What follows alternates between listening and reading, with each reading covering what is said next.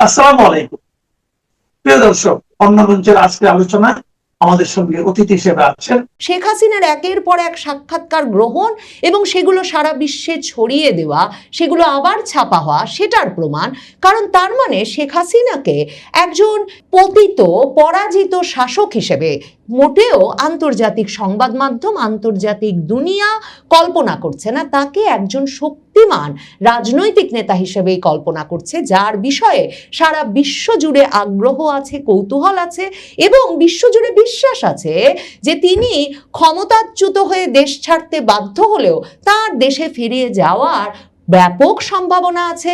তিনি আসলেই রাজনীতিতে ফিরবেন এবং সে কারণেই এই সংবাদগুলো শিরোনাম হচ্ছে। ফ্রান্সের বিখ্যাত সংবাদ সংস্থা এএফপিকে এক সাক্ষাৎকার দিয়ে আবারও বিশ্বজুড়ে সংবাদ মাধ্যমে আলোড়ন তুলে ফেলেছেন বাংলাদেশের সাবেক প্রধানমন্ত্রী শেখ হাসিনা। বাংলাদেশের সংবাদ মাধ্যম ঘাঁটলে সে সম্পর্কে জানবার কোনো উপায় নাই, কারণ সরকার সাম্প্রতিক সময়ে কয়েক দফায় সরাসরিভাবে একরকমের হুমকি দিয়ে এবং আদালতের নির্দেশনা মনে করিয়ে দিয়ে বাংলাদেশের সংবাদ সংস্থাকে সাবধান করেছে যাতে তারা শেখ হাসিনা বা আওয়ামী লীগ সম্পর্কে কোনো রকম সংবাদ প্রকাশ করার সাহস না পায়। এ অবস্থায় বাংলাদেশের সংবাদ মাধ্যমে শেখ হাসিনার এই আলোড়ন তোলা সাক্ষাৎকার নেই বটে, কিন্তু এই বিশ্বখ্যাত সংবাদ সংস্থা এএফপিকে সাক্ষাৎকার দেওয়ার ফলে দেশে দেশে ভাষায় ভাষায় শত শত সংবাদ মাধ্যমে শেখ হাসিনার এই নতুন সাক্ষাৎকারটি প্রকাশিত হয়েছে, অনুদিত হয়েছে এবং যতগুলো পত্রপত্রিকায়, অনলাইন সংবাদ মাধ্যমে, অনলাইন ওয়েবসাইট ঘেঁটে যতগুলো শীর্ষস্থানীয় পত্রপত্রিকায় দেশে দেশে এই সাক্ষাৎকারটি ছাপা হতে দেখেছি, বেশিরভাগই এই শিরোনামটা করেছেন যে শেখ হাসিনা দেশে ফিরতে প্রস্তুত, প্রাণের ঝুঁকি নিয়ে, মৃত্যুর ঝুঁকি নিয়ে, ফিয়ার অফ ডেথ মাথায় নিয়ে। কারণ শেখ হাসিনাকে এই সাক্ষাৎকারে এএফপি প্রশ্ন করেছিল যে তিনি কি তার ফেরার ঝুঁকি সম্পর্কে সচেতন কিনা, মানে এ অবস্থায় তিনি কি করে ঘোষণা দিচ্ছেন যে তিনি দেশে ফিরবেন, এবং কিছুদিন আগে এক সংবাদ মাধ্যমের সঙ্গে সাক্ষাৎকারে তো পরিষ্কার বলে দিয়েছেন যে তিনি দেশে ফিরবেন এবং দেশে ফিরবেন ডিসেম্বরের মধ্যে। কিভাবে এটা বলছেন? এই প্রশ্নটা যখন তাকে এএফপি করেছিল, ৭৮ বছর বয়সী শেখ হাসিনা এএফপির প্রশ্নের জবাবে ইমেইলে লিখেছেন বলে এএফপি জানাচ্ছে, আমাকে হত্যা করা হতে পারে, আমাকে গ্রেফতার করা হতে পারে, আমাকে কারাগারে পাঠানো হতে পারে, আমার ভাগ্যে কি হতে পারে তা আমি ভালোভাবেই জানি। তারপরেও আমি দেশে ফিরতে চাই, কারণ আমার দেশের মানুষ আমাকে ডাকছে। শেখ হাসিনার এই কথাগুলোই যেমন শিরোনামে এসেছে দেশে দেশে ভাষায় ভাষায় অনুদিত হয়ে, তেমনি এই কথাগুলো দিয়েই এএফপি তাদের এই তার বার্তাটি বা তাদের ওয়্যার সার্ভিসের মাধ্যমে তারা যেই সংবাদটি, যে সাক্ষাৎকারটি সারা পৃথিবীতে ছড়িয়ে দিয়েছে, ওই সাক্ষাৎকারটি শুরু করেছে। এএফপি আসলে কি? এএফপি একটা বার্তা সংস্থা, যেই বার্তা সংস্থাটি সারা পৃথিবীর সকল শীর্ষস্থানীয় সংবাদ মাধ্যম সাবস্ক্রাইব করে। তাদের সংবাদ সংগ্রহের একটা গুরুত্বপূর্ণ বিশ্বাসযোগ্য উৎস হিসেবে এএফপির খবরকে সাবস্ক্রাইব করে, একটা অর্থের বিনিময়ে সেই খবরের দিকে নজর রাখে, সেই খবরের ব্যবহারের পুনঃপ্রকাশের অধিকার পায় পৃথিবীর সকল শীর্ষস্থানীয় সংবাদ সংস্থা। কাজেই এ ধরনের বার্তা সংস্থায় রয়টার্স, এএফপি, এরা যখন এ ধরনের একটি সাক্ষাৎকার ছাপে, তখন সেটা পৃথিবীর দেশে দেশে ভাষায় ভাষায় ছড়িয়ে যাওয়ার একটা বড় ধরনের সুযোগ হয় এবং এসব বার্তা সংস্থা হঠাৎ করে ব্যাপক বিবেচনা ছাড়া, সম্পাদকীয় সিদ্ধান্ত ছাড়া কোনো একজন ব্যক্তির সাক্ষাৎকার এভাবে তাদের তার বার্তার মাধ্যমে, ওয়্যার সার্ভিসের মাধ্যমে সারা পৃথিবীতে ছড়িয়ে দেয় না, যদি না সেই খবরটি, সেই ব্যক্তিটি, সেই সাক্ষাৎকারটি তারা মনে করে বিশ্বজুড়ে ব্যাপক আগ্রহ সৃষ্টি করবে। এখন এই যে শেখ হাসিনার পরপর শীর্ষস্থানীয় সংবাদ সংস্থাগুলো এবং বার্তা সংস্থাগুলোয় প্রকাশিত সাক্ষাৎকার, সেটা বিশেষ কারণে তাৎপর্যপূর্ণ। একদিকে খুব গুরুত্বপূর্ণ, শেখ হাসিনা সম্ভবত এটাই চেয়েছেন যে বাংলাদেশে যখন তার খবর একেবারে টুঁটি চেপে বন্ধ করা হয়েছে এবং আদালতের নির্দেশনা দেখানো হচ্ছে, সরকারের তথ্য উপদেষ্টা প্রায়শই সংবাদ মাধ্যমের সামনে এসে একরকমের ভয় দেখিয়ে মনে করাচ্ছেন যে সংবাদ মাধ্যমের শেখ হাসিনার কোনো ভাষ্য ছাপা উচিত হচ্ছে না, যদিও সামাজিক যোগাযোগ মাধ্যম ফ্রি, ইন্টারনেটে কারো পক্ষে কোনো খবর ধামাচাপা দেওয়া সম্ভব নয়, তবু ওই হুমকি দেখাচ্ছেন। তখন শেখ হাসিনা সম্ভবত তার সাক্ষাৎকারগুলো যাতে সর্বাধিক প্রচারণা পায়, সবচেয়ে বেশি দেশে দেশে ছড়িয়ে পড়ে, এবং তিনি যখন এর আগে বিশ্বজুড়ে সংবাদ শিরোনাম হয়েছেন একজন ক্ষমতাচ্যুত পদচ্যুত প্রধানমন্ত্রী হিসেবে, যাকে কিনা আন্দোলনের মুখে তার দেশ ছাড়তে হয়েছে এবং পাশের দেশ ভারতে গিয়ে আশ্রয় নিতে হয়েছে, এমন একজন নেতা হিসেবে তখন শেখ হাসিনা সম্ভবত নিজেকে বিশ্বজুড়ে আবার প্রমাণ করতে চাইছেন এমন একজন বিশ্ব নেতা হিসেবে, যিনি এর পরেও তার দেশে ফিরে যেতে প্রস্তুত, যদিও তার মাথার উপরে মৃত্যুদণ্ডের রায় আছে, এবং যিনি ঘোষণা দিয়ে বলছেন তিনি ডিসেম্বরে দেশে ফিরে যাবেন। কাজেই তার দেশের সরকার, বাংলাদেশ সরকার, যে একটা দাবি করার চেষ্টা করছে যে তিনি পালিয়ে আছেন ভারতে এবং তাকে প্রত্যর্পণের মাধ্যমে ফেরাতে হবে, এই বয়ানটা থেকে সরে এসে শেখ হাসিনা যাতে এই বয়ানে প্রতিষ্ঠা করতে পারেন বিশ্বজুড়ে যে তিনি দেশে ফিরতে চান এবং জনগণের ওপর ভরসা করেই দেশে ফিরতে চান, কারণ তার জনগণ তাকে দেশে চায়, সে কারণেই সম্ভবত তিনি এই আন্তর্জাতিক বার্তা সংস্থাগুলোকে বেছে নিচ্ছেন। কিন্তু এটা কি শুধুই সে কারণে তাৎপর্যপূর্ণ? এর চেয়েও বেশি তাৎপর্যপূর্ণ এ কারণে যে বয়ান সৃষ্টি করে শেখ হাসিনাকে ক্ষমতাচ্যুত করা হয়েছে, শুধু তাই নয়, তাকে ক্ষমতাচ্যুত করবার পর যে বয়ান দেশে দেশে ছড়িয়ে দেওয়ার চেষ্টা হয়েছে যে বাংলাদেশের কোনো কেউ তাকে আর চায় না, বাংলাদেশের জনগণের কাছে তিনি ভীষণ অজনপ্রিয়, এবং সে কারণে তাকে এভাবে একটা গণ অভ্যুত্থানের মুখে ক্ষমতাচ্যুত হয়ে যেতে হয়েছে এবং তাকে দেশ ছেড়ে চলে যেতে হয়েছে, সেই বয়ানটিও যে আসলে আন্তর্জাতিক সংবাদ মাধ্যমগুলো এখন আর যুক্তি বুদ্ধি তর্কের ঊর্ধ্বে সরাসরি গ্রহণ করছে না, শেখ হাসিনার একের পর এক সাক্ষাৎকার গ্রহণ এবং সেগুলো সারা বিশ্বে ছড়িয়ে দেওয়া, সেগুলো আবার ছাপা হওয়া, সেটার প্রমাণ।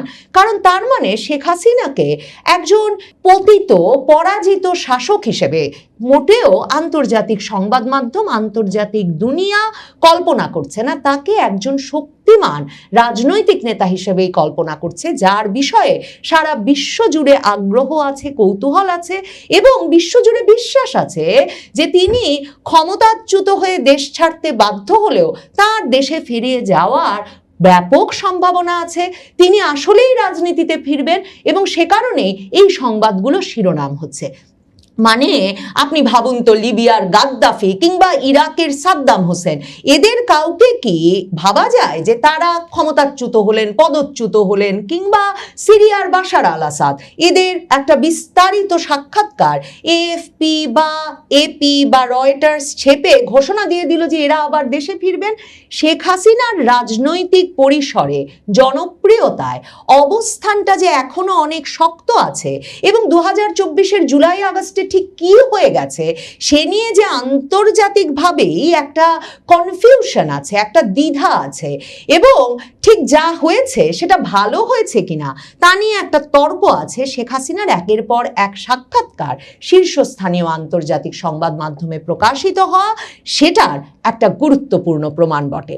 শেখ হাসিনাকে এএফপি জিজ্ঞেস করেছিল যে আপনি কি দেশে ফেরার সিদ্ধান্ত নিচ্ছেন এই কারণে যে ভারত সরকারের কাছে প্রত্যর্পণের আবেদন করেছে, আহ্বান জানিয়েছে বাংলাদেশ সরকার, এবং ভারত সরকার বলেছে যে তারা প্রত্যর্পণের আবেদন খতিয়ে দেখছে।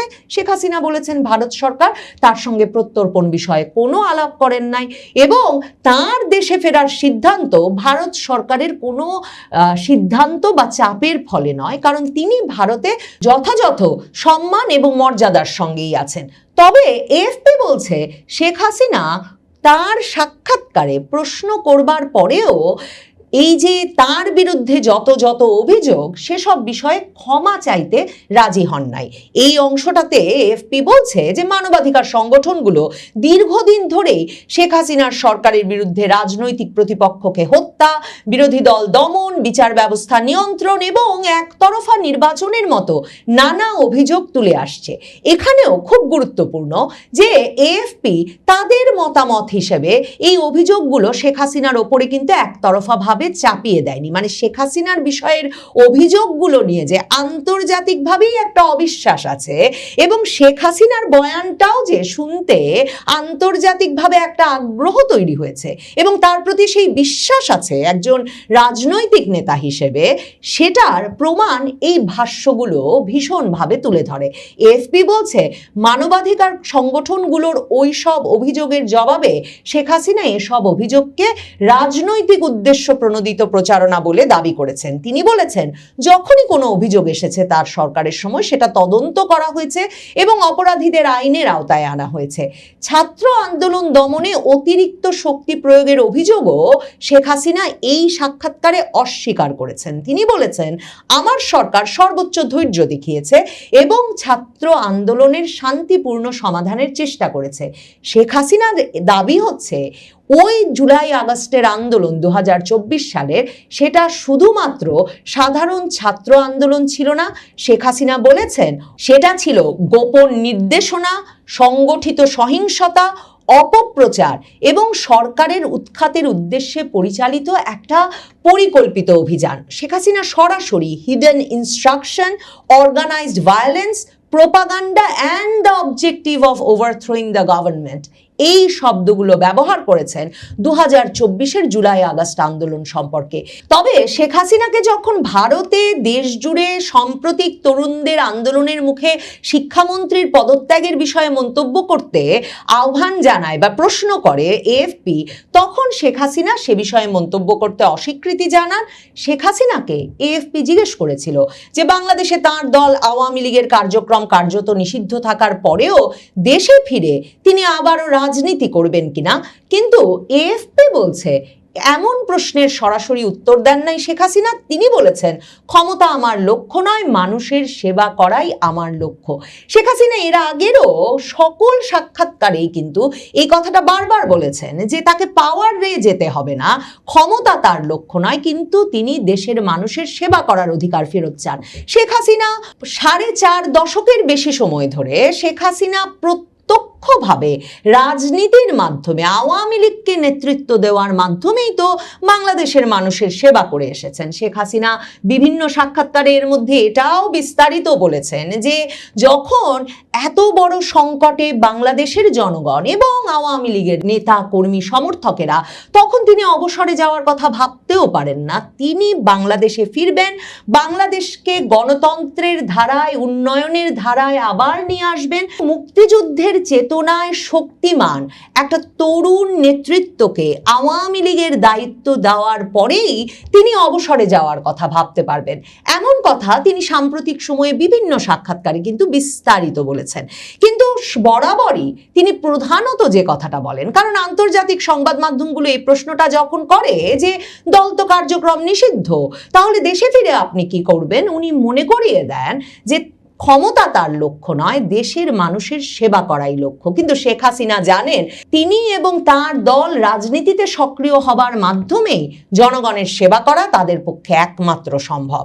তিনি এই সাক্ষাৎকারে আন্দোলনে নিহতদের প্রতিটি পরিবারের প্রতি সমবেদনা প্রকাশ করেছেন।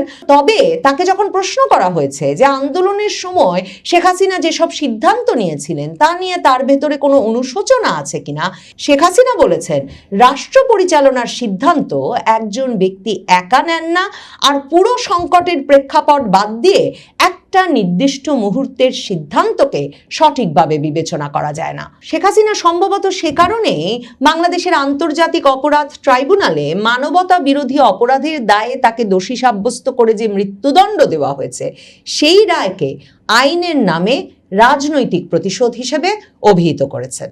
রাষ্ট্রপতি মোহাম্মদ শাহাবুদ্দিন চুপ্পুকে পদত্যাগ করানোর রেশ এখনো কাটেনি।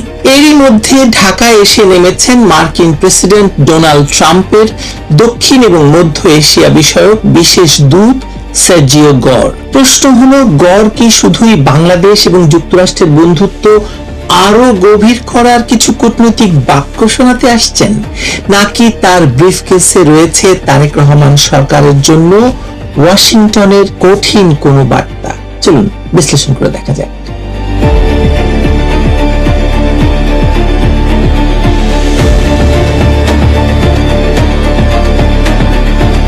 সার্জিও গর দায়িত্ব নেওয়ার পর দক্ষিণ এবং মধ্য এশিয়ার প্রায় সব গুরুত্বপূর্ণ দেশে গেছেন, কিন্তু বাংলাদেশে আসেননি।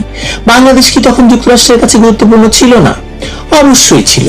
বরং 2024 সালে শেখ হাসিনা সরকার উৎখাতের পর বাংলাদেশে যে রাজনৈতিক বন্দোবস্ত তৈরি হয়েছে তার অন্যতম প্রধান আন্তর্জাতিক সমর্থক বলুন, পেট্রোনাইজ বলুন, কিংবা পেছনের শক্তি বলুন, তা হলো যুক্তরাষ্ট্র। অবৈধ ইউনূস সরকারের সঙ্গে ওয়াশিংটনের সম্পর্ক এতটাই ঘনিষ্ঠ ছিল যে বাংলাদেশের নির্বাচন, সংবিধান, প্রশাসন, মানবাধিকার কিংবা রাজনৈতিক দল নিষিদ্ধ করার প্রশ্নেও যুক্তরাষ্ট্র কার্যত নীরব থেকেছে। কিন্তু পরিস্থিতি বদলে গেছে। ইউনূস সরকার বিদায় নিয়ে তারেক রহমানকে ক্ষমতায় বসিয়ে দিয়ে গেছে, তাও যুক্তরাষ্ট্রের সহযোগিতায়, যুক্তরাষ্ট্রের নির্দেশে বলতে পারেন। আর ক্ষমতায় বসে তারেক রহমান এমন কিছু পদক্ষেপ নিয়েছেন যা ওয়াশিংটনকে নতুন করে বাংলাদেশের দিকে তাকাতে বাধ্য করেছে। সবচেয়ে বড় ঘটনাটি তারেক রহমানের বেইজিং সফর। এই সফরে চীনের সঙ্গে অর্থনৈতিক সহযোগিতা, অবকাঠামো, প্রতিরক্ষা, সমুদ্র বন্দর এবং আঞ্চলিক যোগাযোগ নিয়ে যে আলোচনা হয়েছে তা নিছক দ্বিপক্ষীয় সম্পর্কের বিষয় নয়। মংলা বন্দরের আধুনিকীকরণে চীনের সংশ্লিষ্টতা, চীন মিয়ানমার বাংলাদেশ অর্থনৈতিক করিডোরের আলোচনা এবং চীনা অস্ত্র কেনার সম্ভাবনা যুক্তরাষ্ট্র এবং ভারতের কাছে একই সঙ্গে উদ্বেগের বিষয়। কারণ বাংলাদেশ কোনো বিচ্ছিন্ন দ্বীপ নয়। বঙ্গোপসাগরের তীরে বাংলাদেশের অবস্থান এমন এক জায়গায় যেখান থেকে ভারতের উত্তর পূর্বাঞ্চল, মিয়ানমার, বঙ্গোপসাগরের সমুদ্রপথ এবং দক্ষিণ পূর্ব এশিয়ার প্রবেশদ্বারকে প্রভাবিত করা যায়। ফলে বাংলাদেশের বন্দর, প্রতিরক্ষা ব্যবস্থা এবং যোগাযোগ অবকাঠামোয় চীনের প্রবেশকে ওয়াশিংটন শুধু ব্যবসায়ী হিসেবে দেখবে এমনটি ভাববার কোনো কারণ নেই। সার্জিও গরের সফরের প্রথম বার্তাটি তাই সম্ভবত খুব পরিষ্কার। তারেক রহমান সরকারকে ঠিক করতে হবে বাংলাদেশ কোন দিকে যাচ্ছে, কোন দিকে যাবে এবং বাংলাদেশ কি করবে। বাংলাদেশ কি চীনের অর্থনৈতিক এবং সামরিক বলয়ের দিকে অগ্রসর হবে, নাকি যুক্তরাষ্ট্রের ইন্দো প্যাসিফিক কৌশলের ভেতরে থাকবে? ভারতকে বাদ দিয়ে কি বাংলাদেশ চীন এবং পাকিস্তানের সঙ্গে নতুন নিরাপত্তা সম্পর্ক তৈরি করবে, নাকি তুরস্ককে বাংলাদেশে ঘাঁটি গাড়ার সুযোগ দেবে, নাকি সব পক্ষের সঙ্গে ভারসাম্য রেখে চলবে? তারেক রহমান হয়তো ভাবছেন তিনি একই সঙ্গে চীন, যুক্তরাষ্ট্র, ভারত, পাকিস্তান, তুরস্ক এবং রাশিয়ার সঙ্গে সম্পর্ক রেখে সবাইকে খুশি করতে পারবেন। শেখ হাসিনা যেটি চেষ্টা করেছিলেন। কিন্তু আন্তর্জাতিক রাজনীতিতে সবাইকে খুশি রাখার কৌশল বেশি দিন চলে না, সেটা শেখ হাসিনা প্রমাণ করে দিয়েছেন। বিশেষ করে যখন দুই পরাশক্তির প্রতিযোগিতা বাংলাদেশের বন্দর, সামরিক সরঞ্জাম, সমুদ্রপথ এবং রাজনৈতিক নিয়ন্ত্রণ পর্যন্ত পৌঁছে যায়। গড়ের দ্বিতীয় বার্তাটি হতে পারে শেখ হাসিনা এবং আওয়ামী লীগকে নিয়ে। শেখ হাসিনা দেশে ফিরে আদালতে আত্মসমর্পণের ঘোষণা দেওয়ার পর বাংলাদেশের রাজনৈতিক পরিস্থিতি দ্রুত বদলে গেছে। এতদিন বিএনপি, জামায়াত এবং এনসিপির মধ্যে যে প্রকাশ্য বিরোধ দেখা যাচ্ছিল, শেখ হাসিনার ফেরার ঘোষণার পর তারা আবার একই রাজনৈতিক লাইনে দাঁড়িয়ে গেছে। কারণ তাদের প্রত্যেকের রাজনৈতিক অস্তিত্বই এখন আওয়ামী লীগ বিরোধিতার উপর নির্ভরশীল। একটি দলকে নিষিদ্ধ করে তার লাখ লাখ নেতাকর্মীকে মামলা দিয়ে জেলের ভেতর হত্যা করে হাজার হাজার মানুষকে কারাগারে রেখে এবং নেতৃত্বকে দেশ ছাড়া করে নির্বাচন করা যায়, কিন্তু সেই দলটির সামাজিক এবং রাজনৈতিক অস্তিত্ব তো মুছে ফেলা যায় না। আওয়ামী লীগ বাংলাদেশের সবচেয়ে পুরনো রাজনৈতিক দলগুলোর একটি। মুক্তিযুদ্ধ, রাষ্ট্র প্রতিষ্ঠা এবং দেশের সামাজিক কাঠামোর সঙ্গে দলটির আমূল সম্পর্ক রয়েছে। ফলে আওয়ামী লীগকে অনির্দিষ্টকাল রাজনীতির বাইরে রাখার চেষ্টা বাংলাদেশকে স্থিতিশীলতা দেবে না, বরং স্থায়ী সংঘাত তৈরি করে ফেলেছে ইতিমধ্যে। যুক্তরাষ্ট্র আওয়ামী লীগকে ভালোবেসে রাজনীতিতে ফেরাতে চাইবে, বিষয়টি এমন নয়, কারণ যুক্তরাষ্ট্রের সঙ্গে আওয়ামী লীগের সম্পর্ক ভালোবাসার সম্পর্ক নয়, এটা আমরা সবাই জানি। প্রশ্ন তুলবেন আপনিও। পরাশক্তি রাজনীতিতে ভালোবাসা বলে তো আসলে কিছু নেই। যুক্তরাষ্ট্র দেখবে তার স্বার্থ কোথায়। যদি তারা মনে করে আওয়ামী লীগকে বাদ দেওয়ার কারণে বাংলাদেশ, চীন, ভারত এবং রাশিয়ার জন্য আরো বেশি উন্মুক্ত হয়ে যাচ্ছে, তাহলে ওয়াশিংটন তার অবস্থান বদলাতে এক মুহূর্ত দেরি করবে না, এবং সেটাই ঘটছে। কারণ শেখ হাসিনা এইসব দেশগুলোর সঙ্গে একটি দেয়া নেয়ার এবং একটি মাথা উঁচু করে যে কূটনীতি চলে সেটার সম্পর্ক বজায় রেখেছিলেন। কিন্তু তারেক রহমান তো মুচলেকা দিয়ে ক্ষমতায় এসেছেন, ফলে তার পক্ষে তো সেটা সম্ভব নয়। মার্কিন রাজনীতির একটি পুরনো নিয়ম হলো, কোন মিত্র যদি কাজের উপযোগিতা হারায় তবে তাকে বদলে ফেলতে মার্কিন যুক্তরাষ্ট্র এক মুহূর্ত সময় নেয় না। অবৈধ ইউনূস সরকারকে ব্যবহার করে শেখ হাসিনাকে সরানো হয়েছে। ইউনূস সরকারের প্রয়োজন শেষ হলে তারেক রহমানকে ক্ষমতায় বসানো হয়েছে। এখন তারেক রহমান যদি ওয়াশিংটনের নির্ধারিত সীমার বাইরে বা ছকের বাইরে চলে যান, তাহলে তার বিকল্প নিয়েও তো আলোচনা শুরু হতে পারে। হয়ে গেছে ইতিমধ্যে, আপনি দেখতে পাচ্ছেন না? রাষ্ট্রপতি শাহাবুদ্দিনের পদত্যাগকে এই বড় ছবির বাইরে আপনি দেখতে পারেন? আমি পারি না। তিনি প্রকাশ্যে স্বাস্থ্যগত কারণ দেখিয়ে পদত্যাগ করেছেন, কিন্তু তার পদত্যাগের সময়টি অত্যন্ত গুরুত্বপূর্ণ এবং তাৎপর্যপূর্ণ। শেখ হাসিনা দেশে ফেরার ঘোষণা দিলেন, কয়েকদিনের মধ্যে রাষ্ট্রপতিকে পদত্যাগ করতে হলো, এবং তারপরে তার বিরুদ্ধে আন্তর্জাতিক অপরাধ ট্রাইব্যুনালে অভিযোগ উঠল। অর্থাৎ রাষ্ট্রপতিকে শুধু সরানো হয়নি, তাকে এমন অবস্থায় নেওয়া হচ্ছে যাতে ভবিষ্যতে তিনি স্বাধীনভাবে কোনো রাজনৈতিক বা সাংবিধানিক কোনো ভূমিকা রাখতে না পারেন। এখন নতুন রাষ্ট্রপতি কে হবেন সেটিও শুধু বাংলাদেশের অভ্যন্তরীণ সিদ্ধান্ত নয়, কারণ বাংলাদেশের রাষ্ট্রপতির পদটি নির্বাহী ক্ষমতার কেন্দ্র না হলেও সংকটের সময় তার যে সাংবিধানিক ভূমিকা গুরুত্বপূর্ণ তা তো 2024 সালে প্রমাণ হয়েছে। সেনাবাহিনী, সরকার, সংসদ এবং আদালতের মধ্যে বড় ধরনের সংঘাত তৈরি হলে বঙ্গভবনের অবস্থান নির্ধারক হয়ে উঠতে পারে, এবং সে পথে কি বাংলাদেশ যাচ্ছে না? আপনার মনে হচ্ছে না? সের্জিও গোর এমন এক সময় ঢাকায় আসছেন বা এসেছেন যখন বাংলাদেশের প্রশাসনে আবার ব্যাপক রদবদল চলছে। আওয়ামীপন্থী সন্দেহে কর্মকর্তা এবং শিক্ষকদের অপসারণের চেষ্টা চলছে এবং হচ্ছেও। আদালতের জামিনের পরও নতুন মামলায় গ্রেপ্তারের ঘটনা ঘটছে, এবং সুপ্রিম কোর্ট বা হাইকোর্ট সেটি আবার অনুমোদনও দিয়েছে। এবং মব সহিংসতা নিয়ন্ত্রণে সরকার যে চরমভাবে ব্যর্থ হয়ে উঠেছে তার প্রমাণ তো আপনি সর্বত্র দেখতে পাচ্ছেন। এগুলো কি বিচ্ছিন্ন ঘটনা? মোটেও নয়। এগুলো এমন একটি রাষ্ট্রের লক্ষণ যেখানে সরকার আইন দিয়ে নয়, রাজনৈতিক চাপ, ভয় এবং প্রতিশোধের মাধ্যমে কর্তৃত্ব ধরে রাখতে চাইছে।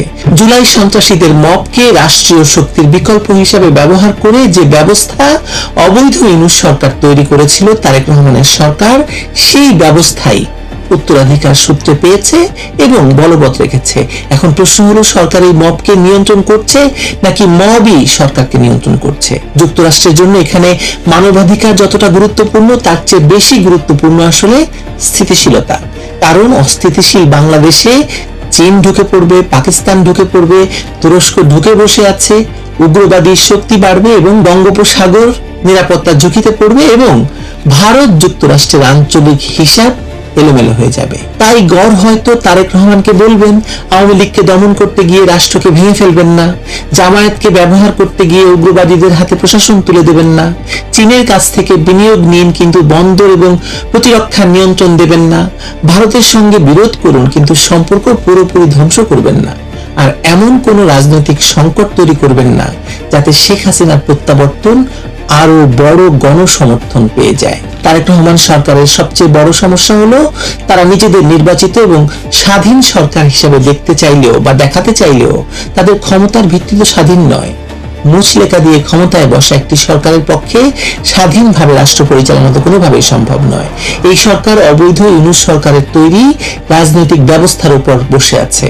সেনাবাহিনী, জুলাই সন্ত্রাসী, জামায়াত, বিদেশি শক্তি এবং প্রশাসনের একটি বড় অংশের সমঝোতার বাইরে তারেক রহমানের ক্ষমতার নিজস্ব ভিত্তি আসলে নেই। সের্জিও গোরের সফর তাই সৌজন্য সফর মোটেও নয়। এটি মূলত বাংলাদেশের নতুন সরকারকে যাচাই করার সফর। ওয়াশিংটন দেখতে চাইছে বা দেখাতে চাইছে তারেক রহমান তাদের নিয়ন্ত্রণের ভেতরে আছেন নাকি বেইজিং এর দিকে সরে যাচ্ছেন, সেটা নিশ্চিত করতে বা খুঁজতেও সার্জিও গোর ঢাকা এসেছেন। তিনি জামায়াত এবং এনসিপি কে সামলাতে পারবেন, নাকি এদের হাতে জিম্মি হয়ে পড়বেন, মানে তারেক রহমানের কথা বলা হচ্ছে। তিনি শেখ হাসিনার প্রত্যাবর্তনকে রাজনৈতিকভাবে মোকাবেলা করবেন, নাকি দমন পীড়নের মাধ্যমে বাংলাদেশকে আরো বড় সংঘাতের দিকে ঠেলে দেবেন। সবচেয়ে বড় প্রশ্ন, সার্জিও গর কি বার্তা নিয়ে এসেছেন সেটি নয়, আসল প্রশ্ন হলো তিনি কার জন্য বার্তা নিয়ে এসেছেন। শুধু তারেক রহমানের জন্য, সেনাবাহিনীর জন্য, জামায়াতের জন্য, এনসিপির জন্য, নাকি দিল্লিতে অবস্থানরত শেখ হাসিনার জন্য কোনো পরোক্ষ বার্তা এতে রয়েছে। গড়ের ঢাকা সফরের পর প্রকাশ্যে হয়তো বলা হবে যে বাণিজ্য, বিনিয়োগ, গণতন্ত্র, নিরাপত্তা, দ্বিপক্ষীয় সহযোগিতা নিয়ে ফলপ্রসূ আলোচনা হয়েছে, কিন্তু কূটনৈতিক ভাষার আড়ালে আসল কথাটি সম্ভবত হবে আরো কঠিন, আরো ভয়ঙ্কর।